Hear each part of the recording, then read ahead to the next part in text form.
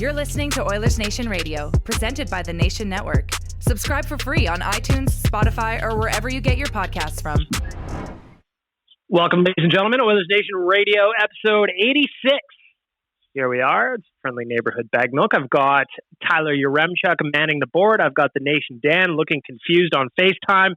And I've got Rick here. And your hair, my friend, is looking fresh these days.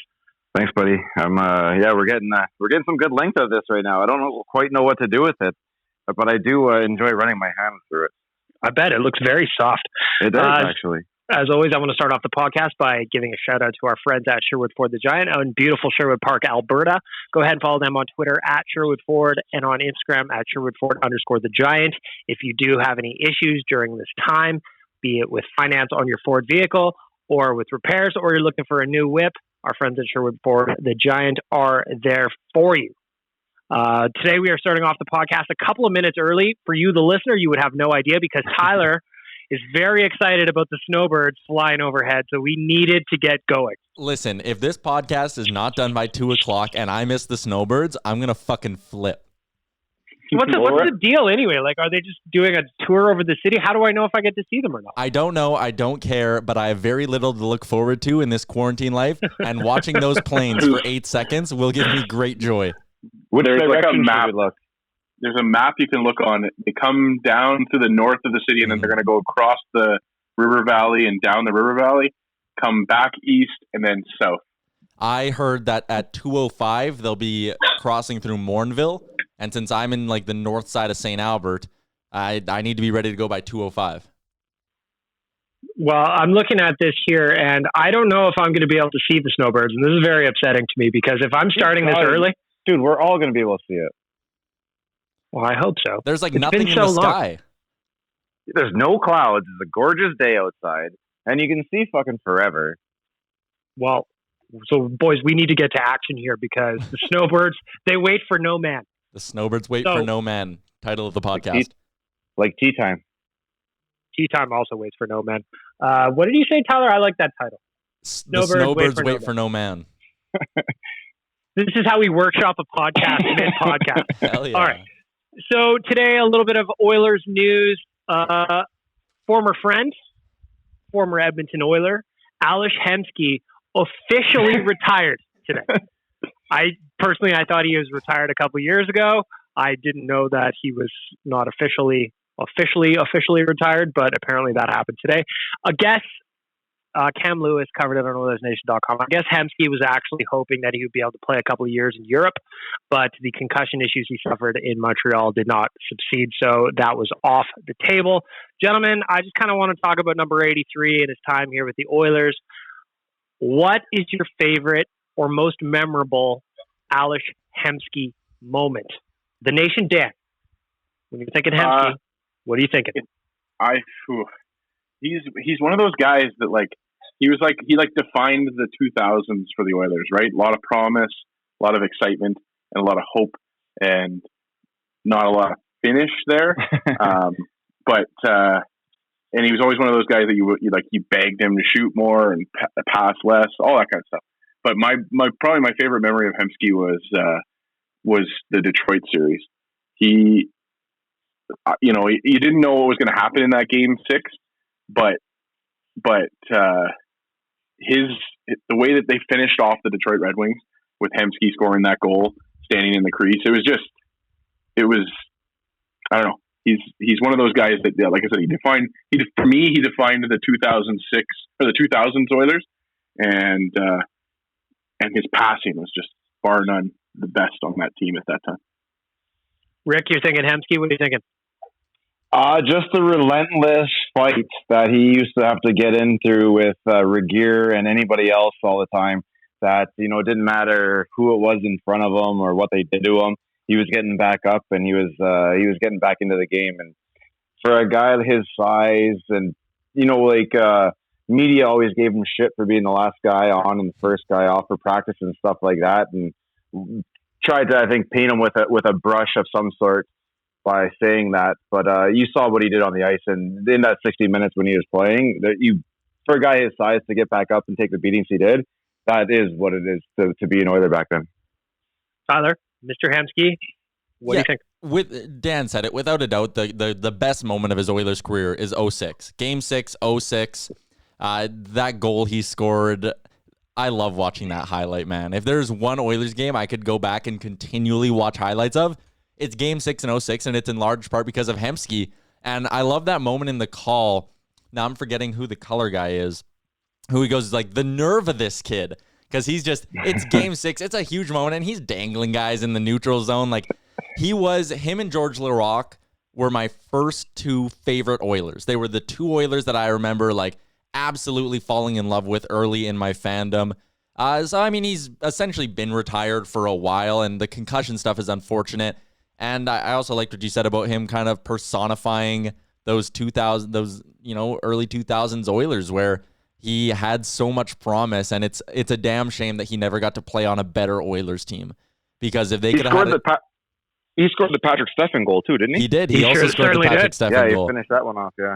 So I was going to say that my favorite moment was the Patrick Steffen one. Sorry, go ahead, Tom. Yeah, I was just going to say, like, he was a lot of the good moments when you think about those dark years or the beginning of the decade of darkness. Hemsky's involved in them, so I think he's a great Oiler. We've talked before about a Ring of Honor potentially going up at Rogers Place, and to me, Hemsky's got to be one of the first guys to get it because I don't think he gets enough love from some of the media and some of the fan base. In 11 seasons in Edmonton, or 652 games, Ales Hemsky scored 142 goals, 335 assists for 477 points. And for a lot of us that watched the Oilers during that time period, during the early 2000s, up until the moment when he left, actually, he was one of the best things to watch on most nights. He was undoubtedly talented. He could dangle guys. Like Dan said, he was ultimately very frustrating as well because he has an absolute laser of a shot and he never used it. But he was so much fun to watch. He was so skilled. And I just think back to that season where the Oilers went on the Cup run in 2006, and he was a 22-year-old with 77 points that year. He never matched again. He did get to 71 points in 2007, 2008, but I remember having so much hope for Ales Hemsky, thinking like, man, this guy is going to be sensational. And it was always, the Oilers need to find a winger to play with Hemsky. The Oilers need to find a winger to play with Hemsky. And I remember some of the hilarious ones, like Peter Sikora was there a couple of times. Nedved was there a couple of times. Horkov, he was just fun. He was a fun player to watch. And like Rick said, he took so much shit.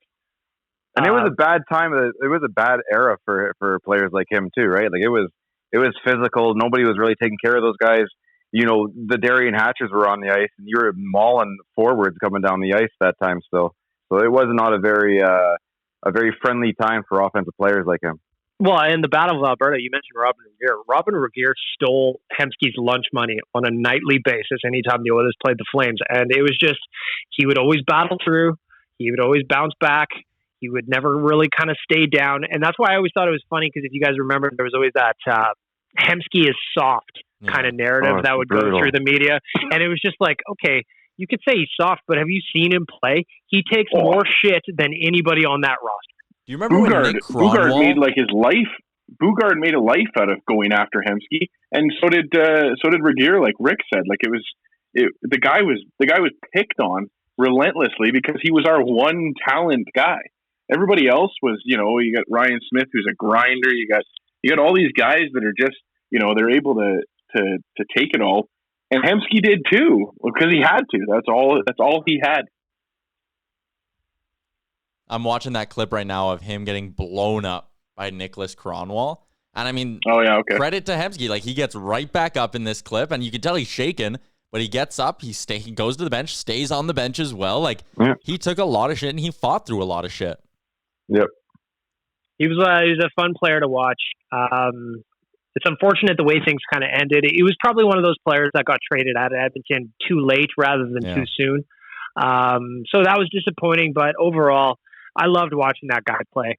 And I remember too, even when he got moved from Edmonton to Ottawa at that trade deadline, he went out and scored an absolute beauty of a goal for the Senators right away. And everybody was just so in love with it. And just kind of, you would see those flashes of brilliance from him every now and then. And he was a great Oiler to watch.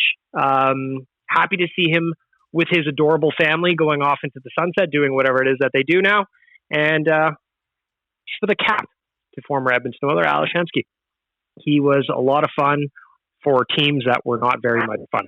And I think that's kind of all you can really say about it. Oh, that goal he scored for the Sens against the Lightning. Oh, man, that was just nasty. I'm watching highlights of Hemsky while we do the pod. Holy shit, man. What defenseman was that? Because that guy should be automatically put on waivers, whatever year this was in. Yeah, I'll find that clip too for the article for the podcast. Too, I think it was Radko Gudas. Because that goal, like Tyler's watching that one for Ottawa right now, is just bananas. The dangle, the finish, the celebration, all of it. Sick. It was great. It was absolutely great. We interrupt your cat video. Are you guys watching cat videos?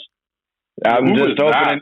I'm opening up the YouTube. I want to see the goal. Good for you, Rick. It has an ad first. We interrupt your cat video. Yeah, Rick's watching cat videos. It's for Frosted Flakes, man. It was chocolate Frosted Flakes. No, that was the commercial. Oh, there's the dangle. Oh, yeah, that's sick. So we're gonna throw that. We're gonna throw that one in the article here after, because a beautiful goal, a very, very talented player. So shout out to Ales Hemsky. In other news, though, today it is Friday, May 15th. And boys, that brings us to over 1 year. 1 year of having Ken Holland sign on as the general manager of the Edmonton Oilers. We posted an article at 9:48 on May 5th of 2019. Chris, the former intern, RIP, wrote about it. Paperwork was getting done. Darren Dreger reported that the Oilers were indeed signing Ken Holland to a 5-year contract at $5 million. Gentlemen, I want to look back at the past year of Ken Holland, look at some of his work, what you liked, maybe what you didn't like, your thoughts coming into the Ken Holland era, your thoughts after a year of hindsight. What do you guys think? First Tyler? of all, can I say we got to give some love to former Saskatchewan Roughriders play-by-play guy Rod Peterson, who tweeted like a month before this happened, Ken Holland will be the next GM of the Oilers. And I'm not sure. What's the CFL guy going to know? Oh, I was one of those people saying, what is the CFL guy going to know? But credit to Rod, man. Absolute beauty, and he nailed this one.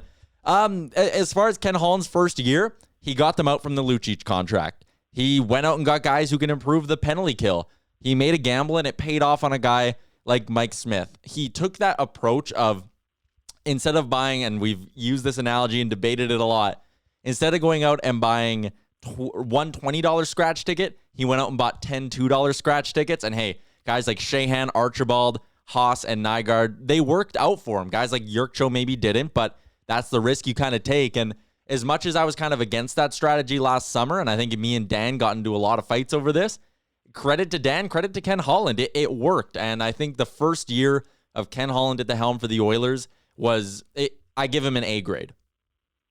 Yeah, there isn't a lot of negative you can give to him. He came in with a bit of a tire fire, and I think everything he's done has been pretty much a positive. I'm sure there'd be one or two things he'd either change, but from what he's done, where we were this time last year to where we are right now, I don't know how you can give him anything besides a passing grade here.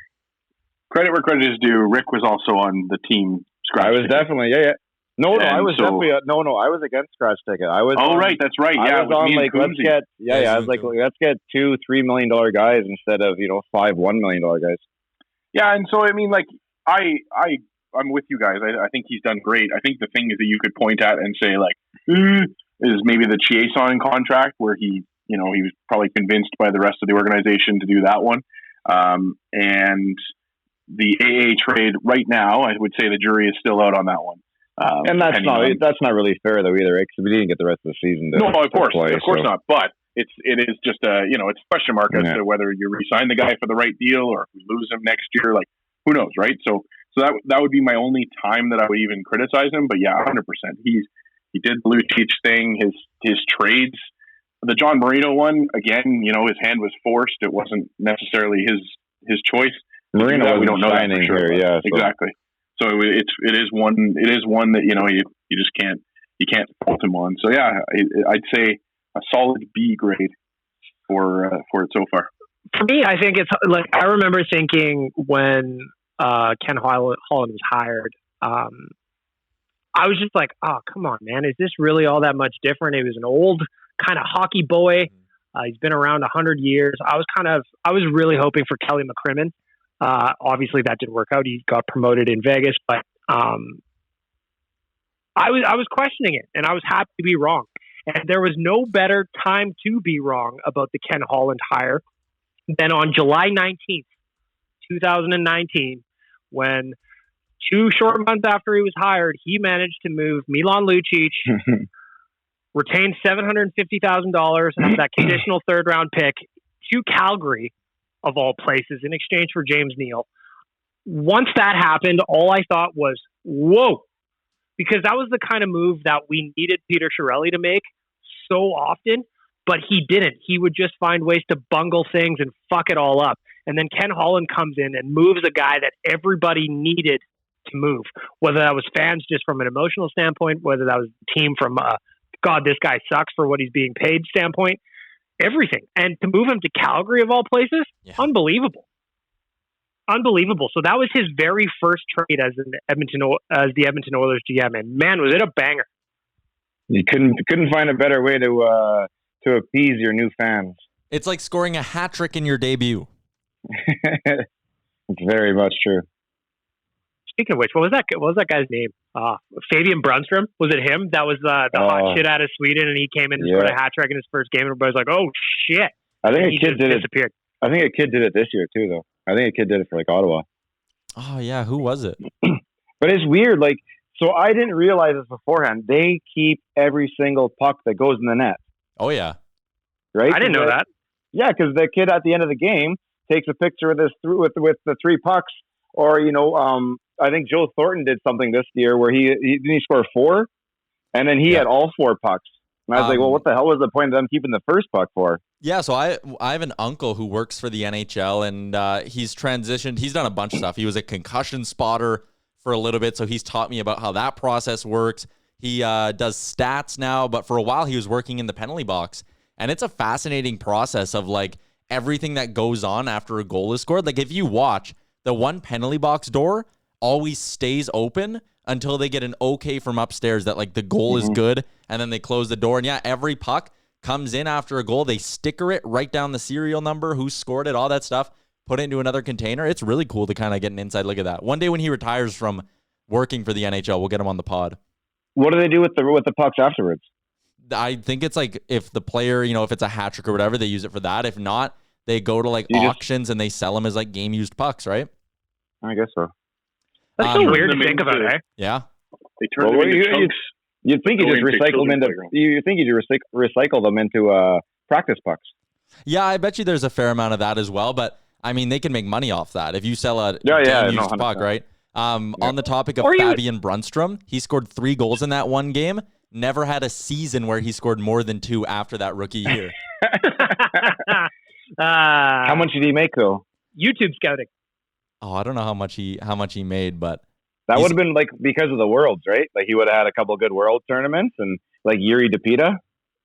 Yeah. So Brunstrom, I just closed his page. There you go. He wasn't drafted, and the first year they have of him on Hockey DB is 05-06, where he scored he played 3 games, didn't get a point in some Swedish league, and then they have no stats for 06-07. Then in 07-08, he scored 9 goals in 54 games in the Swedish Elite League, and then the next year was randomly in the NHL. So yeah, it's like international tournaments where everyone gets all excited about him. So random.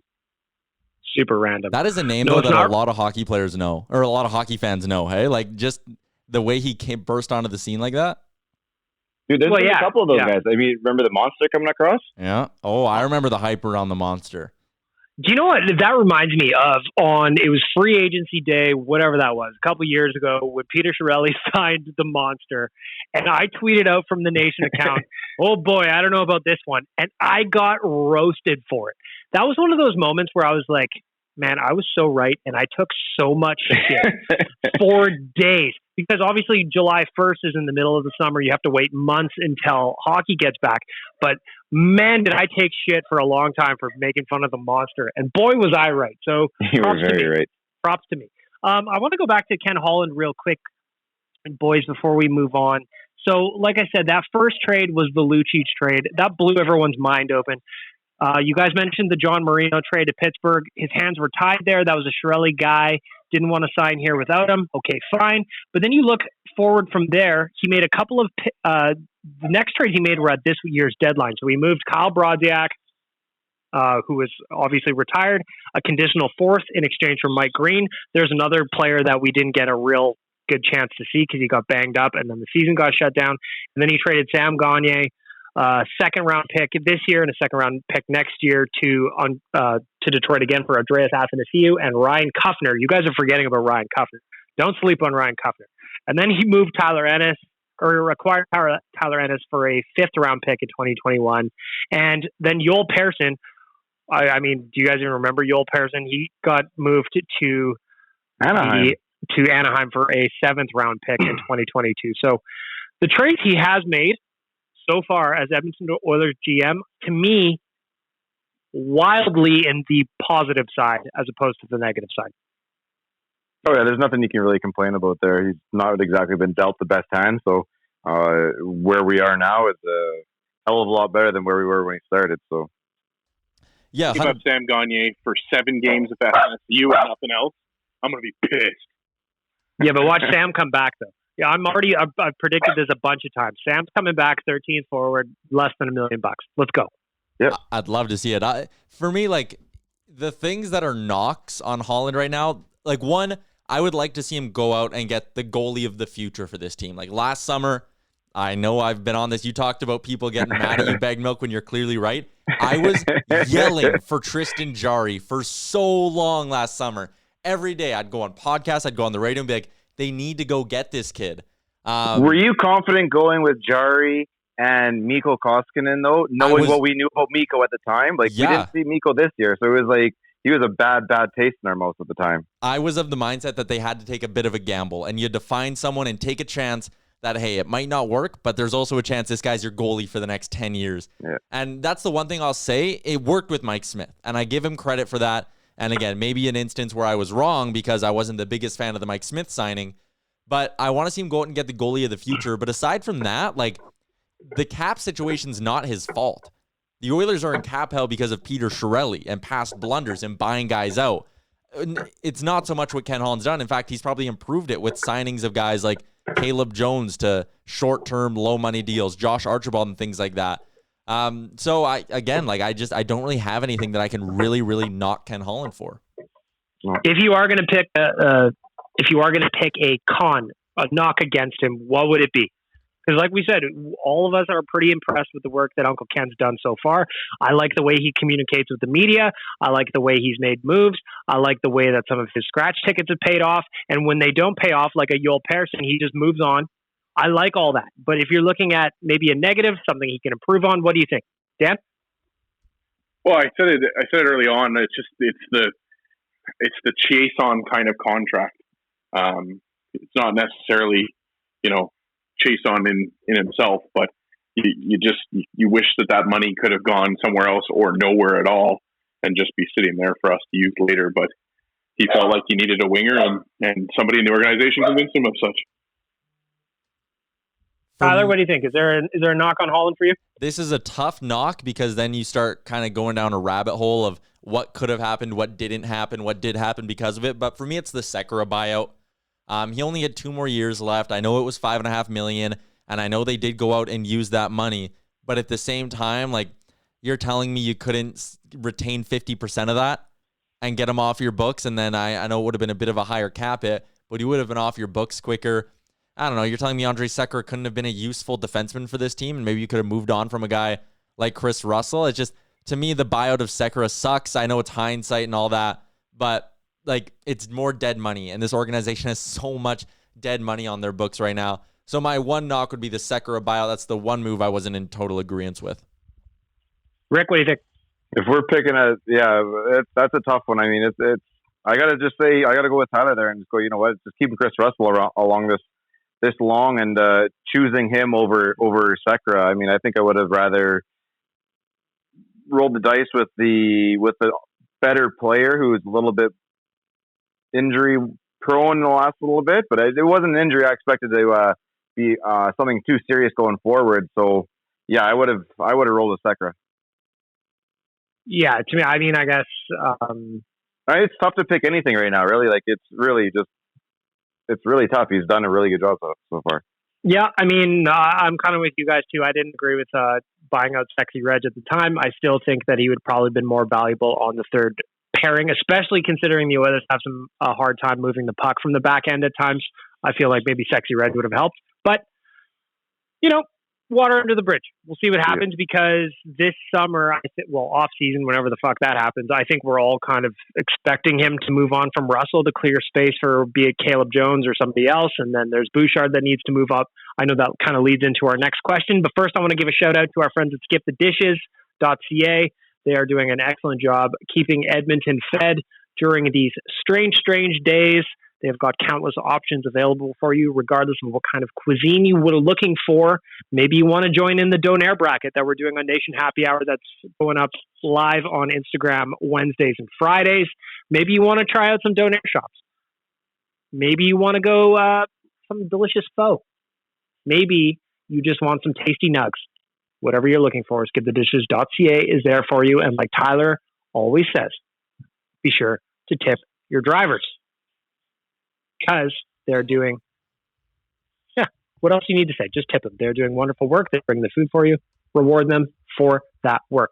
That brings me to today's Armchair GM topic of the day. Tyler, what do you got for us? Yes, sir. We're going to focus on the blue line, and you mentioned it. It goes nicely with the Sekera conversation in a way. Specifically on the right side, the Oilers are going to have some. It'll be interesting. Right now, they currently have Adam Larsson, Ethan Bear, and Matt Benning on that right side of the blue line. But, you got a guy like Evan Bouchard who's going to be pushing up to get, he wants an NHL spot. And I think that's pretty clear. And I think it's at the point where I think it's likely he could be playing regular minutes in the NHL next season. That would give the Oilers 4 legitimate NHL defensemen on the right side. Ethan Bear is an RFA, but I don't think there's any question that he'll be brought back. Matt Benning's an RFA, and that's a bit of an interesting case as well because if you're going to qualify him, it's going to push his cap hit to over $2 million a season. I really like Matt Benning, but if he's the guy who's holding that spot for Bouchard, and you can maybe replace Benning's 2-point-something cap hit with Evan Bouchard on an entry level, it could be a way to save some money. Matt Benning is a young right shot defenseman with offensive instincts and still some upside, so I think you'd get a lot if you decided to trade him. But I guess my question to you guys would be, what's your defense look like next year for the Oilers? Who are the 7 D-men that you'd like to see up with the big club? I don't know who wants to go first, but I'll jump in on this one here. I think the left side is pretty much set out there. I think they all have contracts. You're rolling with Clefbaum, Nurse, and Jones, right? Obviously, you can add Russell in there as he's got 1 year left. He shoots left, and so you can make him the 4th technically. And then over on the right, Adam's got 1 more year left on his contract. I know some guys are saying we should look at re-signing Mike Green. I don't think I'd do that. I think he's going to be a little too expensive. What's Benning's contract? 10% raise, just over 2? Yeah, it'll be like just over 2. Yeah, 1.9 right now. Yeah, I think you got to keep Matt Benning. I'm keeping Larson and obviously Bear. And Bouchard's going to have an opportunity to crack the lineup. If Matt Benning turns into your number 7 coming out of training camp and stuff, maybe you can look at moving him and bringing in a cheaper option and rolling him as number 7. But this way, if you keep Matt Benning right now, it does not force Bouchard to have to make the team. So if you allow Bouchard to either make it or not, just not put that pressure on him to have to be there, kind of like Bear this season, I think that's the best for him. So I'm going to go with Matt Benning, and then Bouchard is kind of like the 7. They can rotate 6 and 7, and if Bouchard looks really good, you can move Benning in the first couple months of the year and bring someone else in. Dan, what do you think? I hate to be the guy that just agrees, but yes, I think that you've got to find defensive 6. In Nurse, Bear, Clefbaum, Larson, and then Jones and Benning. And then, I think you just see what you got in Bouchard next year. I know that Holland is stocking the cupboards for defensemen. So I don't think you necessarily need to go out. Like if you're looking at the free agent list for guys, it's not that much better than what we have in house for guys of any kind of value. Like Mark Pysyk is available from Florida, 28 years old, but you think he's going in probably the $3.5-4 million range. There's not a lot out there where you're going to be signing a guy with any kind of age where you'd want to keep working with him and not just have him in as a stopgap. And if you have a stopgap that Evan Bouchard overpasses throughout the season, well then you have to move that stopgap out and you have to find somebody else that has contract or has the ability to fit that contract in. And I just don't know if he can do it. I'm going to go ahead and guess that the defense looking into next season is the exact same as it was this year. Unless he moves Russell, which I think he probably will to try and save some money and give Caleb Jones that spot. Outside of that, I think it looks the exact same, except we sub in Caleb Jones on that third pairing left side with Benning, because we already saw what he did with what Holland did with Yamamoto. Yamamoto didn't come up until that New Year's Eve game, and it worked out well. That's Holland's MO, so I feel like he's going to do the exact same thing with Evan Bouchard. But Bear started right away. I guess Bear would be a little bit older though. Yeah, but that's the difference, I guess, is that Bear got some at-bats in the AHL. He was a little bit older. Looking at the Condor stats right now, Evan Bouchard was tied for second in team scoring, 36 points in 54 games.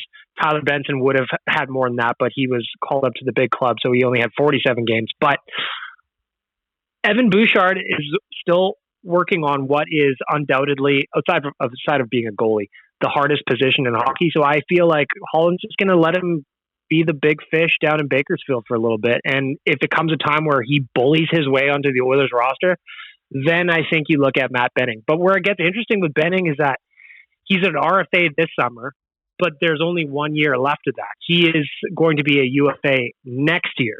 So they do have to make a call on him soon. And I kind of just think that they'll sign him this year, keep him, and maybe flip him at the deadline next year. Or you just let him walk. Sometimes some of these guys just end up walking away for free, right? Yeah, exactly. So we'll see what happens. You get their use out of them and shake hands at the end of the time. For me, sorry, go ahead, Tyler. I was just gonna say, like, the interesting thing with Matt Benning is I look at a guy like that, and there are a ton of reasons to like that hockey player, and I wonder if there are some other teams out there that could really be liking that hockey player. And I'm not saying you go out and actively shop Matt Benning, because I think you have to be really careful that you don't deplete too much of your defensive depth by moving out both Russell and Benning in one offseason. But, Mike Green's been hurt a lot. If he ends up being cheap, and what if it's, a 1 year, $1.5 million deal to keep Mike Green on this hockey team, he might be a cheaper version of Matt Benning. Bouchard's there is another insurance policy. They signed the big defenseman from Finland as well. I just had his name in front of me. Theodore Lundstrom. Teddy Lundstrom. What if there's a young RFA centerman out there and a team's looking for some defensive depth, and you can just swap Benning for that center and a guy who can come be your third line center for the next 3, 4, 5 years and really solidify that position. Like, I'm not saying you have to trade Matt Benning. I'm not even saying I want to trade Matt Benning, but I'd be interested to see what he could bring you back in terms of a young forward. Like, I don't know if the value's even there, and this is a player I like, but Chris Tierney out in Ottawa. Ottawa probably would benefit from getting some more defensemen in their system.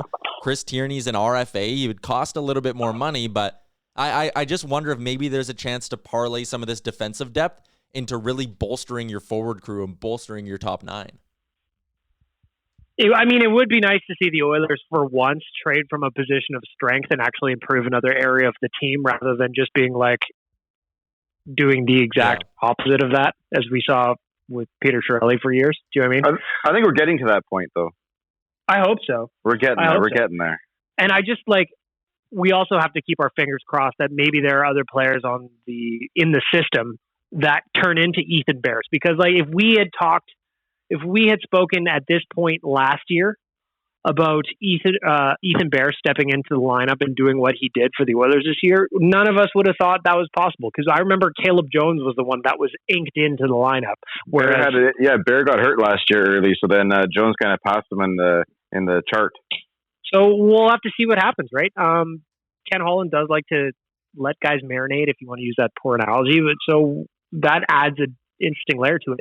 And like Tyler's point, right-handed defenseman, there is no position on the ice, it seems like, that is more inflated in value than a right-handed defenseman, and that's what Matt Benning is. So maybe there is a return out there that makes sense to move him, and then Bouchard just has to kind of adapt, or God forbid you have to move Russell over to the right side, which people love to do. Hey, I'm just saying, man, we've seen it plenty of times. So it's going to be interesting to see what's going on with the Oilers defense next year. We are in good shape, though, with those two righties in Bear and Bouchard.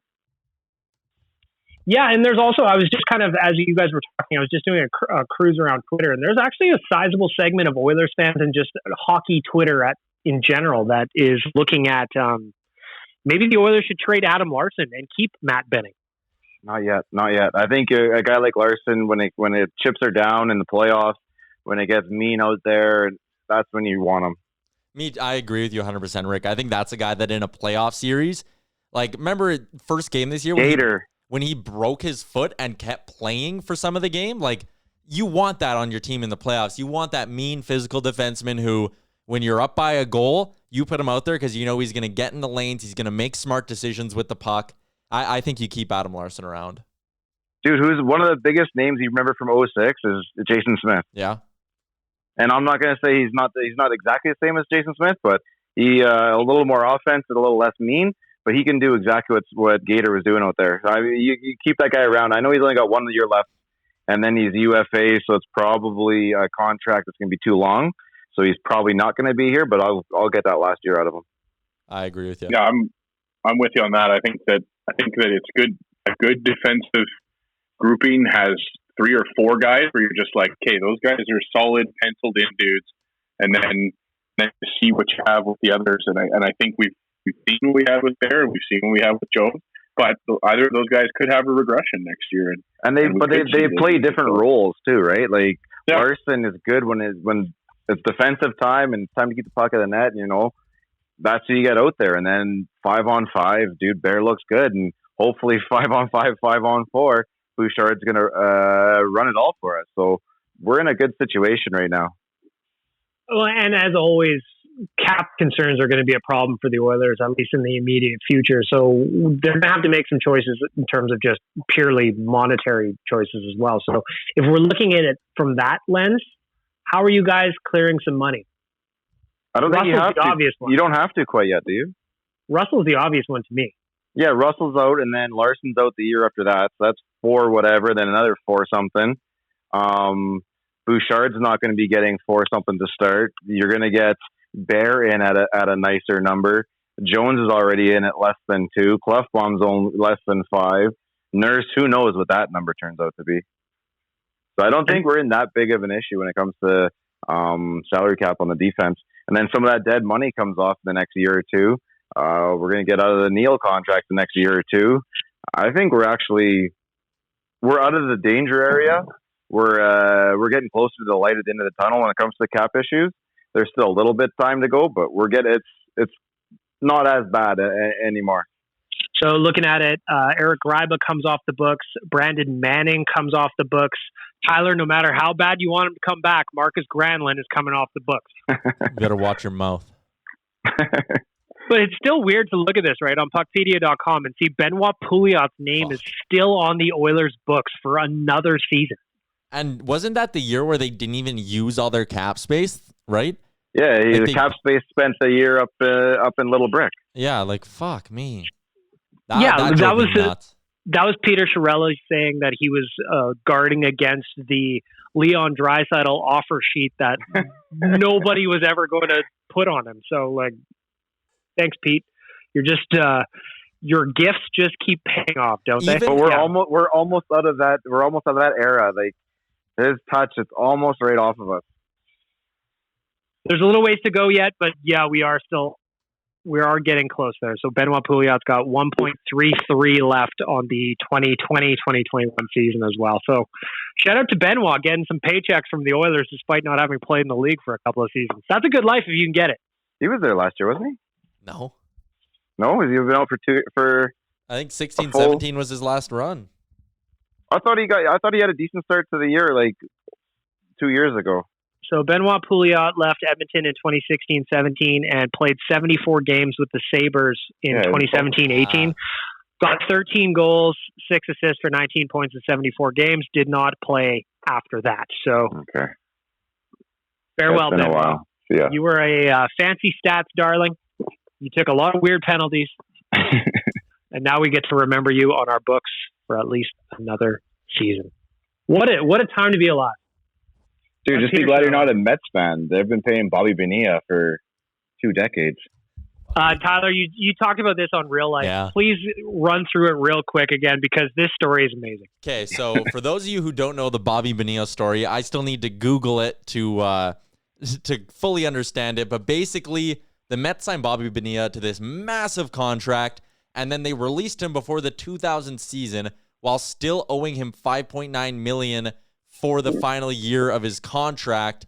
Basically, like with inflation and blah, blah, blah, like all the money that he was still owed for his contract, he decided to defer it and put it into payments of $1 million once a year until 2035, which means by the end of this, he would have been paid close to $30 million for that final year of his deal. And it was all because the Mets basically didn't have the cash at the time to pay him his money outright. It's a wild story. Like, go read it. If you just search Bobby Bonilla, there is a bunch of stories about it, but like the Mets pay him $1.19 million every single July 1st. Dude, and then DiPietro and Yashin got some weird contracts too. Oh, it's the best. See, like, but to be getting paid $1 million until 2035, that's another 15 years of just being like, cha-ching, all right. You wake up January 1st with a bit of a hangover from your New Year's Eve party and look at your bank account and there's an extra $1 million there. All right, I guess I will get the, you know what, supersize my meal today, please. I've always wondered that with these players who have massive signing bonuses. Like, do they roll over in bed and open up like the TD mobile banking app and just go like, yep, it's in there, and just see like 12 point, does McDavid wake up on July 4th or whatever and just be like, yeah, perfect, 12 point or 10.5 million. What do you want to do today, Lauren? Like, come on. And he just goes back to sleep again. Yeah. I mean, that's exactly what I'm doing with the CERB thing. Just, I'm waking up Tuesday morning. Yep, got an extra $1,000 in my bank. Perfect. Well, I mean, also former Edmonton Oiler Ilya Bryzgalov still on the Flyers books for a while as well. So I love those just long, insane buyouts. I'm pretty sure Yashin's just came off the Islanders book what a couple years ago. They're the best. DiPietro's off the books now. Is he? Yeah. So there wouldn't be any contracts still going in NHL. That'd be crazy ones, right? Like that would be the Kovalchuk one. Yeah, that wasn't allowed to go, right? Wade Redden had a really bad one. We were talking about this on Real Life too. Remember when he was making like $6.5 million for a few seasons and was just playing for the Hartford Wolfpack, like making more than probably what an entire division of teams made in the American Hockey League. Wade Redden just cashing in. But yeah, I'm not sure if there's any more like really bad ones. I remember Arthur Zerbe got sent to the minors like way back when, and he was making like $3 million a year, and they were busting everywhere. So he just purchased the plane for everybody. He's like, all right, guys, we're flying today. Yeah, we're flying. We're flying the whole team. Let's go, guys. This is totally off topic, but I've heard stories about back when Patty Kane and Kostitsyn played on the London Knights. I don't know if this was Gagne's year or not. No, it was just Kane and Kostitsyn. The teams would bus to places, and sometimes the owner would let Kostitsyn and Kane fly with him to places. I lied. Rick DiPietro is officially on the books until 2029. Mike Richards. Isn't Mike Richards on the books for a while? Oh, Mike would have to do. I don't know, but it's $1.5 million from the Islanders until 2029. None of it counts against their cap. When did he play 2003, it looks like. Yes. Man, 2005, 2006. 25 years, 24 years of just straight money, eh? That's so good. That is so good. Because it's just like, I mean, Tyler's talked about this before. You can't save GMs from themselves. No. You just can't. Well, the 8-year maxes on these things now, they're trying to get rid of some of those loopholes. It's kind of tying their hands, not letting them hang themselves. Yeah, like one of the only really long contracts that I can think of that's going to work out for both sides is like their Sid's, because he signed before the 8-year max, and then Ovi's. He signed before the 8-year max too, and I'm sure both teams are happy with those contracts. And I mean, in hindsight, Neither of those guys is getting bought out, is what I'm saying. I have remembered what the best worst contract in the league is. It's Shea Weber and the whole cap Weber, yeah, I'm just recapture. looking at- Like I'm Nashville, looking at it right now. Nashville gets fucked if he retires. Oh yeah, Oh, yeah, isn't it, right. They really do, bad too. Yeah, okay, I can try to pull it up. But it's something like there would be a point if Shea Weber decided to retire and not just go on LTIR, which, I mean, in all likelihood, he would just go on LTIR.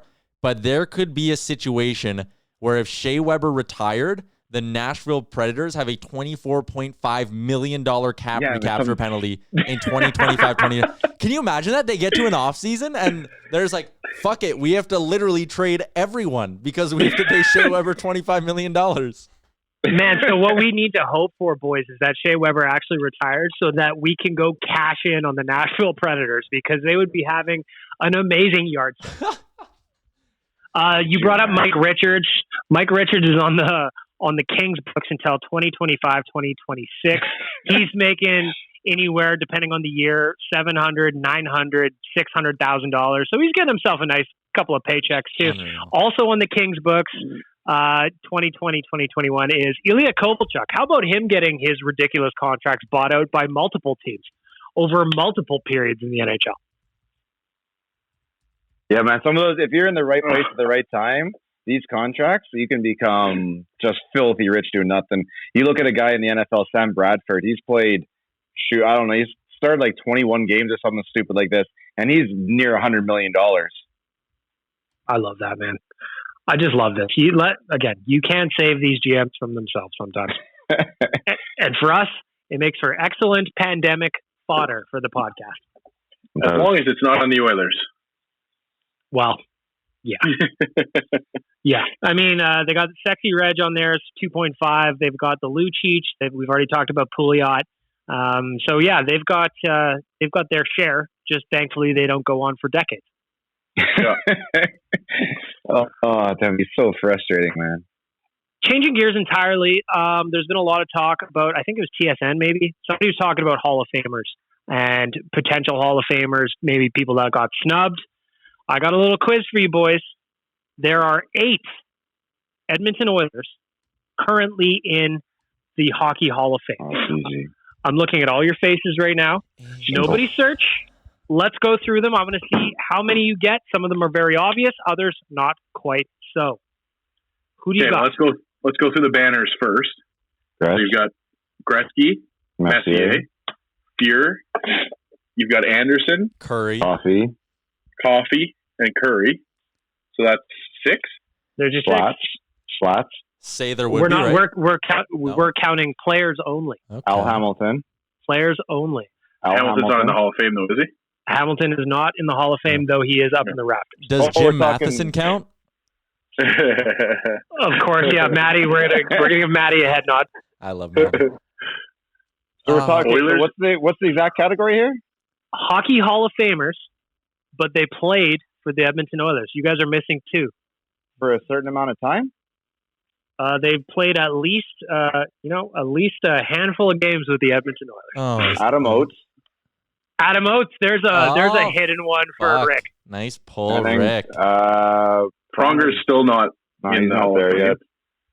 Chris Pronger is the 8th player. He Oh, is? is he in already? Chris Pronger yeah. is the most recent inductee. Huh. Former Adam Oates Edmonton is the Oilers. hidden gem there. Yeah, Adam Oates was the hidden gem because anybody who remembers Adam Oates' time here, he actually offered to pay the organization back the money they gave him because it just went so poorly for him. What a guy. But he was going to teach all our guys how to take face-offs. Yeah, I was just going to say Stoll and Horkoff gave him a lot of credit for teaching them how to win the face-offs cheekily, and then that turned into some domination in the playoffs. See, I always remember one thing that's not fair when you get taught like that is I think those guys, the Adam Oateses, they have like dad strength at that time. Yeah. Mm-hmm. And they're trying to teach like Stoley, who's 24. It's just not fair. But yeah, I get it. So that's why we have the rule for not winning with your glove anymore. Adam Oates also did a hilarious thing. I'll never forget this. I remember reading about how he used to customize his sticks for face-off wins, and he would like hack off 2 or 3 inches at the end of his blade to make it shorter and faster for snapping pucks back. So And it'd be stronger too that way. Probably. And I do believe, I could be wrong here. Somebody correct me if you're listening to this. I'm pretty sure he also was one of those guys that used a straight blade as well. It was really, he did not have much of a curve at all. Shout out to the straight blade people. So real quick around the horn, if we're going to guess the next Edmonton Oiler player to make the Hockey Hall. Did we say Kevin Lowe? He's not in the Hall of Fame. He's not in. Oh, man. He's supposed to be. There you go. There's my answer. Sorry, Bag Milk. There's Dan's answer. Next Edmonton Oiler to go into the Hockey Hall of Fame. We already got Kevin Lowe on the board. Nathan, Dan, that's probably one of the top answers in Family Feud. Dude, Rick? The answer is obviously 97. Yeah. Nice. You think past or present, nobody will get into the Hall before Connor? Yes. I'm with you, too. There's an interesting case for Ryan Smith because of his international success. The Hockey Hall of Fame, yeah, instead of the NHL Hall of Fame. It's not the NHL Hall of Fame, right? So that's where I think Ryan Smith's case gets a little interesting. Kevin Lowe's obviously high on the board, but it's Connor and those Leon. are the only two. Yeah. Those are the only two. Yeah, there's just Connor and Leon are the next actual players, unless, I don't see Smitty ever getting in. And, did you see Bill Guerin get in? No. He's got some rings, though. Yeah. You get an Oiler. You get a former Oiler. Yeah, 100%. If he got in, I would definitely fit into the category. He'd get all his credentials in the U.S. Hockey, but I don't know if he's going to get NHL. There's also a guy. Again, I don't know what the bar is for the Hockey Hall of Fame these days, but Dougie Wait, over 1,200 games, over 1,000 points. He's got a cup ring. Yeah, Dougie Wait's an interesting one too. What's his? How many goals? How many points? It used to be like 500 goals got you in, right? In 1,238 NHL games, Doug Weight had 278 goals, but 755 assists for 1,033 points. That's tough. So then we'd have to go and see what the baseline for points is to get into the Hall of Fame. Which the is one thing, there's a lot of really good players who don't get into the Hall of Fame, and I don't really like how the Hockey Hall of Fame always has 4 every year that get in. I'd like it to go to more of a baseball system where you need a percentage of the vote to get in, because then it's, only the true greats. I feel like sometimes the Hockey Hall of Fame gets a little watered down, but at the same time, it's a Hall of Fame. What am I really going to argue about, right? That's where the Ryan Smiths get in. Yeah. As much as I love the Ryan Smiths, he's not a Hall of Famer until you start getting with your heart and stuff, and then of course he's in there. All right. Before we started recording here, we were actually talking. I was putting together the mailbag for Monday that goes up on Oilersnation.com. We were talking about Ring of Honor stuff. Smith was kind of everybody's first pick in terms of who you would want to see in the Ring of Honor. So I think he's second. I think Kevin Lowe has to be first. Yeah, Kevin Lowe again. Same goes. If we do a Ring of Honor, then I think Kevin Lowe's got to go. And I mean, you can do 2 or 3 guys in the same night. I can see Kevin Lowe. Kevin Lowe's banner still is going up, in my opinion. That's why I didn't include him in my Ring of Honor, because I think his number will be retired. Oh, that's fine. Yeah, he deserves to be hung up in whatever fashion you want to make it. For me, my 5 were, I put Lowe on there as a Ring of Honor, and then I had Hemsky, Smitty, and I forget because I don't have my answers in front of me. But Hemsky and Smith were the 2 I had up there with Lowe. I can't wait. Mogan Ranford. Yeah. Yeah, there you go. I'm looking at the Hockey Hall of Fame website right now, and it's showing the first year eligible players for induction in 2020. So the minimum requirements for goalies is a minimum of 400 regular season games, over 200 NHL games, or recorded 25 or more NHL shutouts. And then for forward and defensemen, you have to have played a minimum of 1,000 games, a recorded minimum of 300 goals, 400 assists, or 700 points. So it's kind of like you got. Dougie Wait doesn't have those 300 goals. Yeah, no, but he's got. What did you say? He's got over 1,000 points. Though. Yeah, he's got 1,000 in his house. Hey guys, the list right now is coming into this year is Brian Campbell, Shane Doan, Michael Handzus. Look in the sky, everybody. Tyler, get your buttons ready, because we are Mark Rivero. We are going to finish off this week's podcast so we can all go sky gazing and look at the snowbirds. It's 1:52. It is 1:52 p.m. Mountain Standard Time on Friday, May 15th. It is time for the Oodle Noodle hot and cold performers of the week. We are going to rip through these so we can all go watch the snowbirds. All right, we're going to, as we always do, we're going to start with the cold performers of the week. But first, I want to give a shout out to Oodle Noodle. They are donating 10% of all takeout orders to local charities and initiatives. This week, it is going to Dogs with Wings, and it is a great charity. Go check out at Oodle Noodlegram and the Facebook page to see the video that Jay did at Dogs with Wings. He was playing with some adorable doggos. So, the Oodle Noodle Cold Performer of the Week, we're going to start with the Time Master, the guy who's pointing at his fake watch. Tyler Yaremchuk, your Oodle Noodle Cold Performer of the Week. I'm going to give my cold performer of the week to a combination, and I'm going outside of hockey. It is both baseball players and baseball owners. The two of them cannot come to an agreement on what to do. They're fighting over millions and millions of dollars, saying they're putting their lives at risk, and the owners are saying we're doing what's best for the business.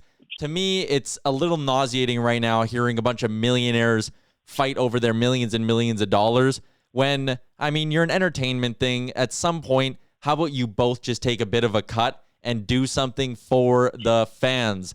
So my cold performer of the week, baseball owners and baseball players who are fighting over that. Cash money. Nice, good for you. Timing. Rick, your Oodle Noodle Cold Performer of the Week. We're going to go with the citizens of the city of Calgary and the city of Brooks, Alberta. They have almost slowed down the whole phase one for reopening for Alberta, and luckily we were able to do it outside of them because I think we can do it in a nice fashion.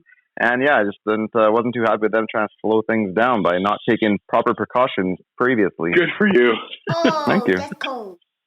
Dan, your Oodle Noodle Cold Performer of the Week. Same kind of idea as Tyler's, actually. He gave me the idea. It's the CFL and the CFL Players Association. Not being able to come together and beg for money together. They're still bickering over who gets the money when the government does give them money. And I just think that that's ridiculous. Like Tyler said, we're not talking about, we're not even talking about playing games and they can't come together on the agreement for who gets the cash. So it's the CFL Players Association, the CFL in general. My cold performer of the week goes to the never-ending construction on my townhouse complex. This has been going on for fucking months, and now they are still working on stuff in my little area. The banging, the hammering, the lack of parking spot that I pay for is really annoying. Cold performer of the week goes to this never-ending construction cycle on my townhouse. Flipping to the other side of the ledger, we're going to look at our Oodle Noodle Hot Performer of the Week to look at a little bit of sunshine from the past 7 days. Nation Dan, your Oodle Noodle Hot Performer of the Week. My Oodle Noodle Hot Performer of the Week harkens back to a tragedy that hit the Oilers organization a couple of weeks ago with the loss of Colby Cave. The organizations, the Condors and the Oilers came together and put together a beautiful book that they sent to Cave's widow, Emily Cave, and if you haven't had a chance to check that out, I think she posted on her Instagram story, so it might be gone now, but just a beautiful thing with some video highlights within the book. I don't know how they do that technology these days, but it was amazing to see, and just a lot of memories for her and for the Cave family in general. Put some respect on my name. Mr. Yaremchuk, your Oodle Noodle Hot Performer of the Week. My hot performer of the week is the Snowbirds, guys, and it's me for getting to watch the Snowbirds. I have never been excited about anything in the sky ever in my life. Fireworks, helicopters, planes, I don't give a shit. Today, I've decided I give a shit. Shout out to the Snowbirds.